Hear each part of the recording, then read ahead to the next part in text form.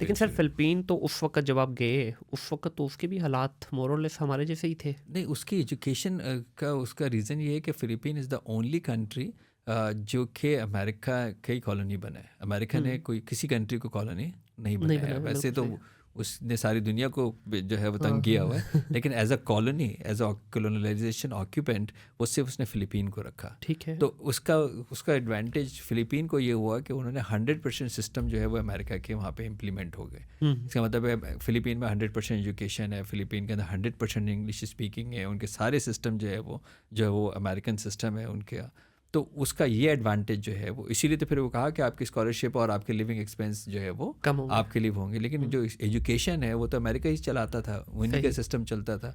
आज आप देखें वहाँ का कोई ग्रेजुएट जो है वो उसके निकलने से पहले उसकी जॉब है। हाँ, ये तो है, लेकिन अमेरिका का हाथ होने के बावजूद भी उस तरह से फ्लरिश नहीं कर पाया फ़िलिपीन। अभी पिछले 3, 4, 5 साल के अंदर डेफ़िनेटली वो इंटरनेशनल मार्केट के अंदर उन्होंने अच्छी एक हलचल मचाई है, लेकिन उस लेवल पे जाके शायद इम्पैक्ट क्रिएट नहीं कर पाए, बड़े साहब का हाथ होने के बावजूद भी। इसकी क्या वजह लगती है? क्योंकि आप रहे भी हैं बड़ा अरसा वहाँ जी, पे। देखिए, एक तो ये है कि शायद हमारे पास, अगर मैं आपको अपडेटेड फिगर्स दूं तो आपको पिछले लास्ट 10 साल से हुँ, वो दुनिया की फास्टेस्ट ग्रोइंग इकॉनमी है। बिल्कुल है। ठीक है, ओवर 7% के ऊपर वो हुँ, ग्रो कर रहे हैं हुँ, कंटिन्यूसली। फिर उनके पास जो है वो इस साल जो है वो they are medium and above countries के अंदर रैंक कर रहे हैं। उनकी जीडीपी क्रॉस कर चुकी है $4,500 के ऊपर। अब वो लोग जो है वो आ चुके हैं पर अच्छा। कैपिटा के ऊपर।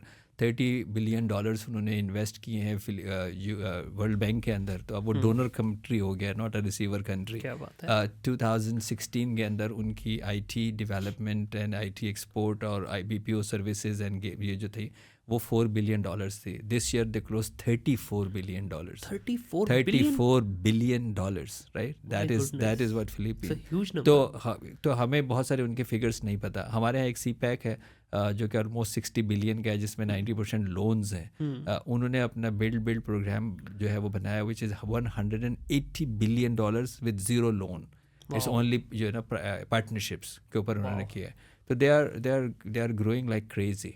उनके साथ भी कुछ हमारे वाले मामलात हैं कि जो उनका डेमोग्राफिक है, हुँ, उस डेमोग्राफिक के अंदर बहुत इश्यूज़ हैं ओके। कि अब वो वहाँ पे एक कॉर्नर, ये अमेरिकन सपोर्ट है, सामने चाइना बैठा है, साउथ हुँ, चाइना सी के ऊपर डिस्प्यूट है।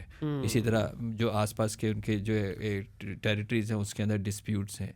फिर उनके लिए एक मेजर ये था कि जैसे हमारा कश्मीर का इशू था, जी, उनके यहाँ सदर्न फिलीपींस जो है उसके अंदर भी एक इंडिपेंडेंस मूवमेंट थी जो लास्ट 70 ईयर्स से इसी तरह लीड कर रही थी। सही। तो उनको भी उन्होंने जो है वो बैलेंस किया। तो जब आपकी इस तरह की डेमोग्राफिक्स हों कि हुँ, आपके आसपास कॉन्फ्लिक्ट्स हों, हाँ, आपके इंटरनल भी कॉन्फ्लिक्ट्स हों, तो फिर वो जो वाली ग्रोथ जो कि आपको साउथ कोरिया में नज़र आई है, क्योंकि उनके पास इस तरह की चीज़ें जो है वो नहीं थी, जी, या आपको मलेशिया में नज़र आई या सिंगापुर में हुँ, नज़र आई। लेकिन उसके बावजूद जो उनकी जो ग्रोथ है वो तो कंटिन्यूसली जो है वो ग्रो कर रही है। और standard of education, standard of health, वो तो अभी भी ज़ीरो मतलब कॉम्प्रोमाइज हुँ, है। बिल्कुल ऐसी है। क्योंकि मैंने मिडल ईस्ट में इनके साथ थोड़ा जो है ना इंटरेक्शन रहा है मेरा, मैं 10 साल वहाँ पे रहा हूँ।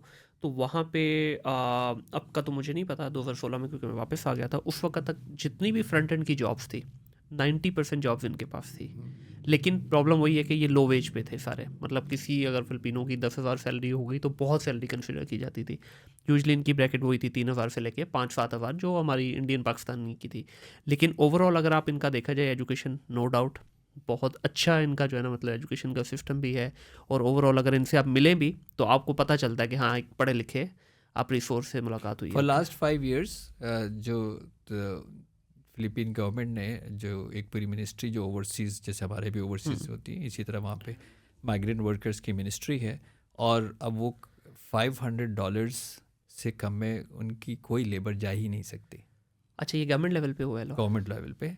कि उन्होंने कहा कि अगर कोई फिलिपिनो जॉब करने के लिए जा ही नहीं सकता कि अगर उसकी मिनिमम $500 प्लस अलाउंस जो कि $550 जी बनती। जी। तो यानी उनका जो डोमेस्टिक वर्कर है, हम्म, जिसको आप मेड कह सकते हैं, हेल्पर कह सकते हम्म, हैं, वो स्टार्ट होगा $550 से। क्या अदरवाइज वो बात है। मुल्क से नहीं जा सकता, जा उसको सकते, जाने ही नहीं क्या देंगे, बात है, क्या जाने नहीं बात है, देंगे। क्या तो लॉ उन्होंने है। ऑब्वियसली लॉ मतलब उसकी वैल्यू एडिशंस काफ़ी की है। हम्म, फिर उसके बाद जो उनकी नर्सेज हैं, जो उनकी जो हॉस्पिटैलिटी इंडस्ट्री में है, शेफ्स हैं, कुक्स हैं, वो तो फिर तो स्काई रॉकेट उनकी, फिर उनका इंजीनियर डॉक्टर्स उनका इंतहाई महंगा है, नर्स उनकी इंतहाई महंगी है, क्योंकि ऑब्वियसली वो अमेरिकन क्वालिफाइड हैं, तो वो अमेरिका उससे उनके आने से पहले अमेरिका ले जाता है, तो वो तो अमेरिका में बहुत बड़ी तादाद है इस वक्त इनकी। उस पे तो वो उन्होंने वैल्यू एडिशंस किए, क्योंकि जब मुल्क का जब मजबूत होता है, लेकिन एक कंट्री जब उसका ग्रो कर रहा होता है उसको कहता है कोई भी अपॉर्चुनिटी मिले इनको पहुंचाई जाए, लेकिन जब वो स्टेबल हो जाते हैं तो फिर कहते हैं जी फिर हमारी रियल वैल्यू हमें दे, मतलब अब ना लें।